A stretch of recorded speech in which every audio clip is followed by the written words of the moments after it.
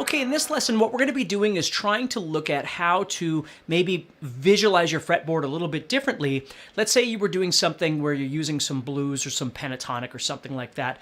And what I want to help you with is one of the most important things to learn how to do is to re-envision your fretboard or re-visualize your fretboard. And so what we're going to be doing today is I'm going to take a simple A minor pentatonic idea and I'm going to show you how I expand it in my head and with my fingers, and maybe that will give you some more creative ideas as well. So what I'm going to do is I'm going to be an A minor pentatonic, but I'm actually going to be starting up on the fourth position. So I'm going to be kind of combining the third and fourth positions, and even that in itself is really important, is to teach yourself to break out of just always playing like in the first position every time you do something. You know, you go to, if you're an A, you go to the 5th fret. There's a lot of great stuff you can do there, no doubt about it, but we're going to try and break out of that a little bit and look for something a little different. So what I'm going to do is come up here to the 4th position, which is at the 12th fret. I'm going to play 12, 15, 12, 15, 12, 14, 12, 14, 13, 15, and then 12, 15. Now, that position in itself is just fine.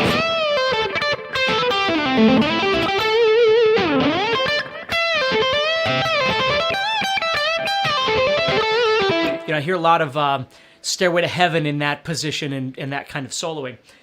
So there's some really good stuff there, but let's expand that a little bit and start trying to think of some other things that we can do. So one thing that I'll do, of course, is start adding in some blues notes, right? So if I know where my A is, I can go 1, 2, 3 notes up the pentatonic, and that's where my blues note's going to be. But more importantly, it's right there, and that's really important for me because I'll use that note. I'll either slide to it, or maybe I'll use it in a sequence. You see, where I'll play it with other notes of this pentatonic. Now, the next thing I want you to notice is how I have a tendency of dropping down into what we'll call the 3rd position.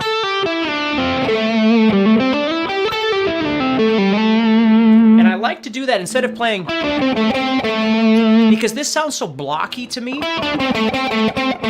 where if I can go, see, now I can use that little thing right here,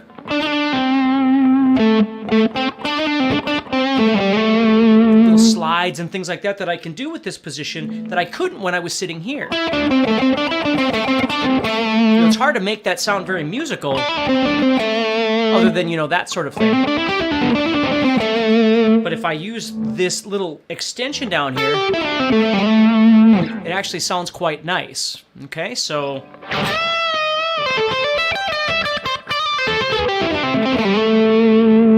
so that's one thing that you can do. So we've got the blues note that we've added in, and also not only the blues note itself, but how we're playing it, right? We might be playing it in conjunction with other notes, but we might also just be using it, for instance, as a nice little subtle slide. Okay?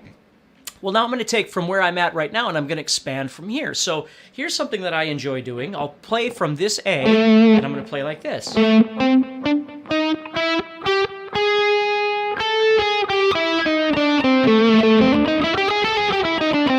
Now, what I've done is I'm playing the 4th position, if you will. Excuse me, 3rd position. Adding that blues note in. Now that note is just that note, right? That's still pentatonic, but this note is new. This is an unusual note. It's just a passing note that I'm adding in, which is connecting to this. So it's basically making a 12, 13, 14, just like I did there with the blues note. And I'll do different things with that little shape there as I'm playing. And then what I'll do is for here, down in this little block that I got down here, I'll use that major 3rd. So I have... So let's say I'm doing more of a Jimmy Page kind of thing up here. And then I build back up. slide back into this position. You see, so there's lots of really great things that you can do. It's not about learning all the stuff that I'm doing right now, although you certainly could cop one of these licks and use it in your playing. What I want you to be aware of is how I'm thinking about where I'm placing these things, not the fact that, you know, well, in mathematics, all these things exist all over the fretboard. That might be true. But depending on how they feel when I'm playing them, if I reconfigure some of the things I'm doing into a different position, I play them differently and I come up with different ideas, which is half the battle here when you're learning how to play guitar. So I want you to think about that a little bit, moving from here, adding that blues note in. Whoops, sorry. That little lower extension here. And then this new build coming up this third position. And just how you could take this. So I can slide from that idea of this third position into something in the fourth position. Now I'm going to top this off with something else here. I'm going to go to the top of this position, this third position. And I'm going to do something a little more unique here too. So I'm going to use this. So I'm using 10 and 11, and notice the 11 is just kind of a passing note. And then I'm heading over here to this 13, which is pentatonic. Okay.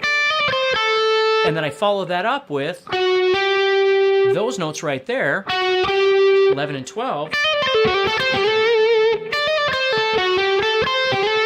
Now again, that 11 really has no purpose of being there other than it's just a passing note. I'm just exploring colors and sounds with notes. But see how that uniqueness of that 11, I'm not trying to oversell the sound of that 11. I'm just using it in conjunction with the 12. So it resolves right away, but then I'm not done. I'm re-resolving it to, I say re, because the note's right there, there's A, but I'm also redoing it again. See how I can combine all of those elements together. So I've got this regular pentatonic, maybe with the blues note or whatever, this lower extension, this build upward, and then this build downward.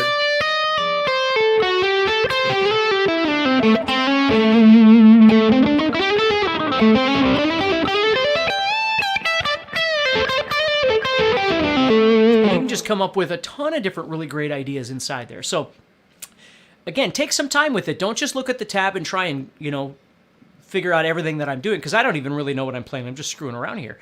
But if you find something in there that's kind of unique to you and it sounds interesting and it seems like something that you could use, stop any video that you're doing, take that idea out, start messing with it, and see if you can make it a part of your playing, something that you can actually, that kind of melds into, what it is that you already do. That's what you're always looking for, is even if it's just something as simple as that, but something that you can use in your playing.